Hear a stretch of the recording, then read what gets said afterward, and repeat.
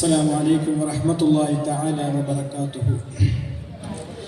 الحمد لله رب العالمين، الصلاة والسلام على أشرف المرسلين وعلى آله وصحبه أجمعين. أما بعد.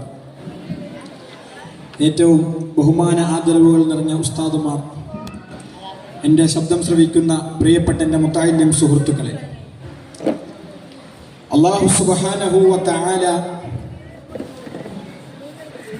ഈ ദുനിയാവിൽ ജീവിക്കുന്നതായ ഈ മനുഷ്യർക്ക് നൽകിയ വലിയ നിഅമത്തുകളിൽ പെട്ടതാണ് അവൻ നമുക്ക് വേണ്ടി സൃഷ്ടിച്ചു തന്നതായ ഈ ഭൂമി ലോകം. ഈ ഭൂമിയിൽ ഉൾക്കൊള്ളുന്നതായ ആകാശവും അതുപോലെ തന്നെ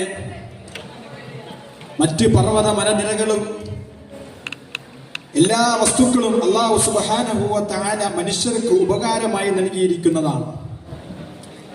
അതിൽ പ്രത്യേകിച്ച് അല്ലാഹു സുബ്ഹാനഹു വ തആല നമുക്ക് നൽകിയ വലിയൊരു നിഅമത്താണ് മഴ എന്നുള്ളത്.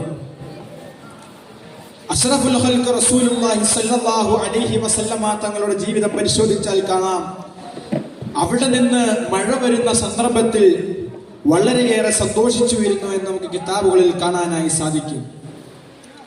മുത്തുനബി സല്ലല്ലാഹു അലൈഹി വസല്ലമ തങ്ങൾ പറയുന്നത് കാണാം, മുത്തുർന ബിഫദ്ലില്ലാഹി വറഹ്മതിഹി, നമുക്ക് മഴ ലഭിക്കുന്നു അള്ളാഹുവിന്റെ ഔദാര്യം കൊണ്ടും അവന്റെ കാരുണ്യം കൊണ്ടുമാണ് നമുക്ക് മഴ ലഭിക്കുന്നതെന്ന് ലോകത്തിന്റെ നേതാവ് അഷ്റഫുൽ ഖൽഖ് മുഹമ്മദുർ റസൂലുള്ളാഹി സല്ലല്ലാഹു അലൈഹി വസല്ലമ തങ്ങൾ നമുക്ക് പഠിപ്പിച്ചു തരുന്നത് കാണാം. അങ്ങനെ ധാരാളം അനുഗ്രഹങ്ങൾ അല്ലാഹു സുബ്ഹാനഹു വ തആല നമുക്ക് നൽകിയിട്ടുണ്ട്. ഇങ്ങനെയുള്ള മഴ ചില സന്ദർഭങ്ങളിൽ നമുക്ക് ബുദ്ധിമുട്ടുകളും സൃഷ്ടിക്കുന്നുണ്ട്. അനുഗ്രഹമായി പെയ്യുന്ന മഴ ഇടയ്ക്ക് ദുരിതമായി നമുക്ക് മാറുന്ന സന്ദർഭങ്ങൾ നാം കാണുന്നുണ്ട്. പരിശുദ്ധമായ ഖുർആനിലൂടെ അല്ലാഹു സുബ്ഹാനഹു വ തആല പറയുന്നത് കാണാം,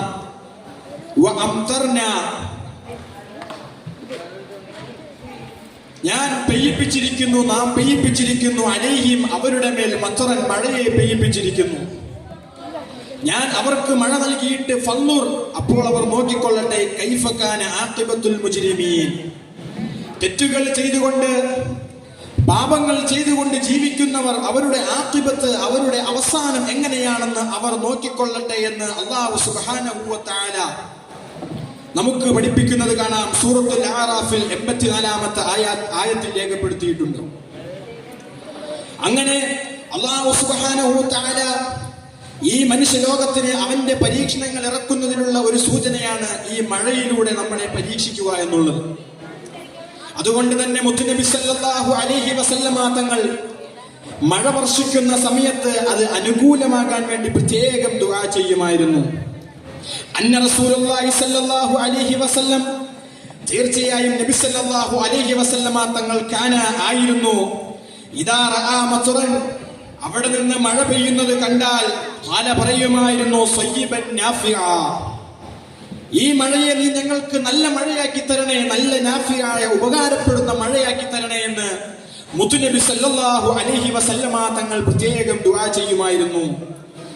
അതുകൊണ്ട് തന്നെ ഈ മഴയിലൂടെയും മറ്റ് ഭൂമി കുലുക്കങ്ങളിലൂടെയും മറ്റുള്ളതായ അള്ളാഹുവിന്റെ പരീക്ഷണങ്ങളിലൂടെ ഈ ഉമ്മത്ത് പ്രയാസപ്പെടുമ്പോൾ നാം മനസ്സിലാക്കണം, അല്ലാഹു സുബ്ഹാനഹു വ തആല നമ്മളെ പരീക്ഷിക്കുന്നതാണ്.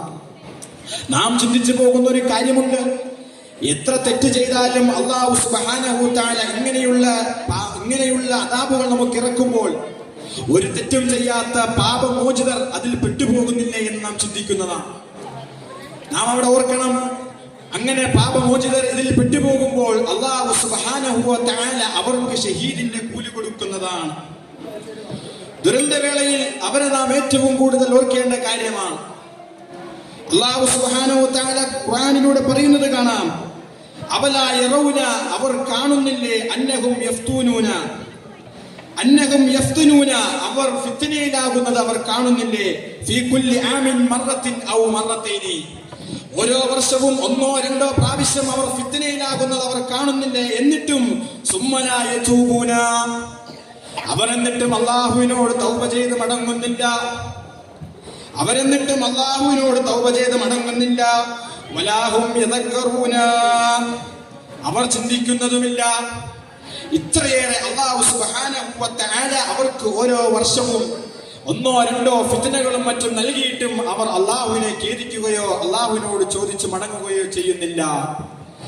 അതുകൊണ്ട് തന്നെ അല്ലാഹു സുബ്ഹാനഹു വ തആല അത്തരം ദുരന്തങ്ങളിൽ പെട്ടവർ, നമ്മിൽ നിന്ന് വിട പറഞ്ഞു പോയവർ, അല്ലാഹു സുബ്ഹാനഹു വ തആല അവർക്ക് ഷഹീദിന്റെ കൂലി നൽകി അനുഗ്രഹിക്കുമാറാകട്ടെ. നാം പറഞ്ഞതിൽ എന്തെങ്കിലും തെറ്റുകുറ്റങ്ങളുണ്ടെങ്കിൽ അള്ളാഹു വിട്ടുപുറത്തു മാപ്പാക്കി നൽകി അനുഗ്രഹിക്കുമാറാകട്ടെ. നിങ്ങളെല്ലാവരും ദുആ ചെയ്യണമെന്ന വസിയത്തോടുകൂടി അസ്സലാമു അലൈക്കും വറഹ്മത്തുള്ളാഹി.